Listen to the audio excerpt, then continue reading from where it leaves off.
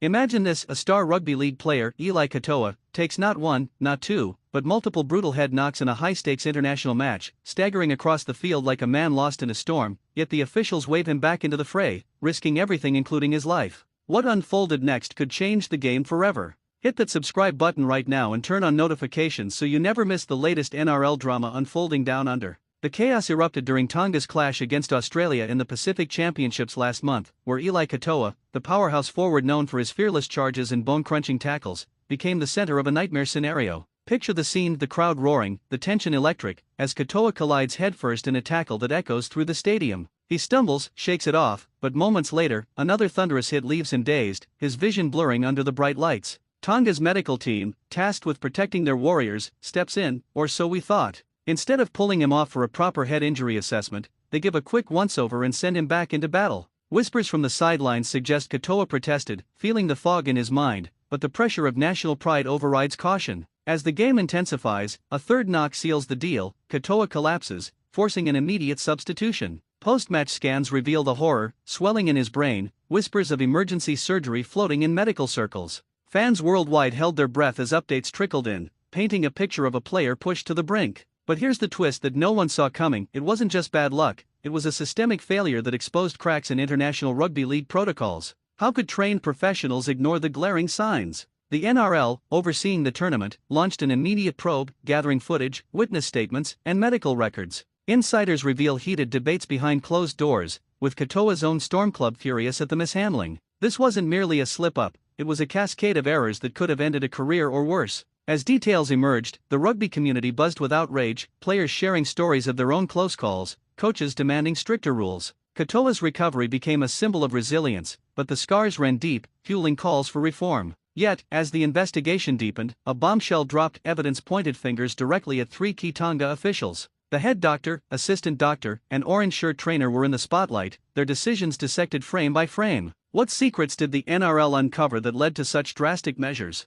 Hold on, because the penalties proposed will leave you questioning everything about player safety in our beloved sport. And just when you think it's over, another layer unravels, pulling in international federations and potential legal battles. This story isn't just about one match, it's a wake-up call for the entire league. Midway through our deep dive, remember you're tuned into Aussie NRL Update, your go-to source for all things rugby league in Australia and beyond. Diving deeper into the NRL's investigation, the findings painted a grim portrait of negligence that shocked even the most hardened fans. Investigators poured over hours of video, noting how Katoa exhibited classic concussion symptoms: disorientation, slowed reactions, even a brief loss of balance that should have triggered immediate removal. Yet, the Tonga staff, under the glare of international scrutiny, opted for minimal intervention, perhaps swayed by the do-or-die mentality of representing their island nation. Sources close to the probe revealed internal communications where the doctors debated Katoa's fitness, but ultimately prioritized game momentum over health protocols. This breach violated NRL's stringent concussion guidelines, established after years of research linking head injuries to long-term issues like CTE. Katoa's case echoed past tragedies, reminding us of players like Shane Webb or more recent scares with Nathan Cleary. The surprise element? Leaked reports suggested the trainer administered a questionable on-field test, bypassing standard HIA procedures, which could have detected the building trauma. As the NRL compiled their case, Tonga's federation mounted a defense, claiming cultural differences in medical approaches, but that argument crumbled under expert testimony. Players' union reps stepped in, advocating for Katoa and pushing for global standards. Imagine the tension in the hearing rooms as officials faced grilling questions: why ignore the mandatory stand-down? What influenced the rushed decisions? The cliffhanger here is the personal toll. Katoa, sidelined for months, shared in a rare interview how the incident haunted his dreams, fearing for his future in the sport he loves. But wait, the NRL didn't stop at finger-pointing. They proposed bans that could reshape team structures worldwide. 2-year suspensions for the head doctor, assistant, and trainer. That's not a slap on the wrist, it's a career-altering hammer blow. Reactions poured in. Tonga officials appealed, labeling it excessive, while NRL bosses stood firm, emphasizing zero tolerance. This move sent ripples through other nations, with coaches scrambling to review their own protocols. A moment of surprise came when Katoa himself weighed in, supporting the bans not out of revenge, but to protect future generations. Storytelling at its core, this saga highlights the human element, from Katoa's humble beginnings in Tonga to his rise as a Storm sensation, now marred by this controversy. As debates rage online, forums light up with fans divided. Some cry foul on cultural insensitivity, others applaud the NRL's tough stance. Yet, beneath it all lies a deeper question: is the thrill of victory worth the risk to players' brains? The investigation's full report, expected soon, promises more revelations, including potential fines for Tonga and mandatory training overhauls. Hang tight, as this could lead to unprecedented changes in how head knocks are handled globally. The proposed bans have ignited a firestorm across the rugby league landscape, with the NRL's breach notices outlining 2-year exclusions from all NRL-sanctioned events for the implicated Tonga staff. This isn't just punitive, it's a statement that player welfare trumps all. The head doctor, responsible for ultimate calls, faces the harshest scrutiny for overriding clear indicators of concussion. His assistant, equally complicit, and the trainer who facilitated the on-field charade, now stare down a lengthy exile that could end their involvement in elite sport.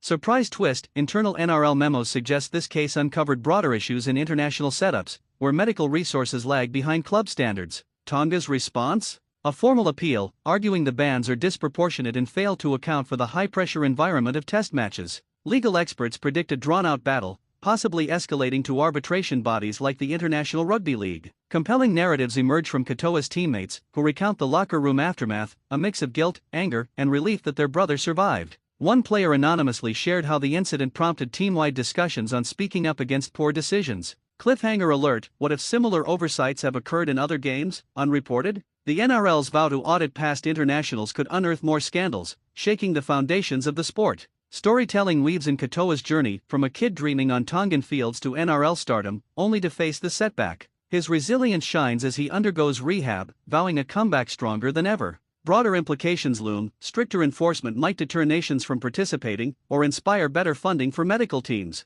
Fans rally with petitions, some supporting bans for accountability, others decrying them as overreach. Midway reminder: this is Aussie NRL Update, bringing you the unfiltered truth on NRL controversies. As the dust settles on this explosive chapter, the NRL's push for lengthy bans underscores a pivotal shift toward uncompromising player protection, potentially setting precedents for years to come. Katoa's ordeal, while tragic, might save countless others from similar fates, turning a dark moment into a catalyst for change. Yet, the story doesn't end here. Appeals loom, and Katoa's full recovery remains uncertain, leaving us all on edge for what's next in rugby league's evolving battle against head trauma. For more updates like this, stick with Aussie NRL Update, your ultimate source for all NRL action. Now the real bombshell drops, and it's uglier than anyone predicted. Just days after the breach notices were issued, a leaked audio file surfaced on social media showing the Tonga head doctor explicitly telling the bench, "We can't lose him now, we're only down by 10, just get him up." In the background you can hear Eli Katoa slurring his words, saying, "I can't see straight, coach," only to be answered with a sharp, "You'll be right, big fella, run it off." The clip is 27 seconds long, but it has already been viewed over 8 million times and shared by every major NRL player on Instagram with the caption, "This is why we fight." The Tongan officials first called it fake, then taken out of context,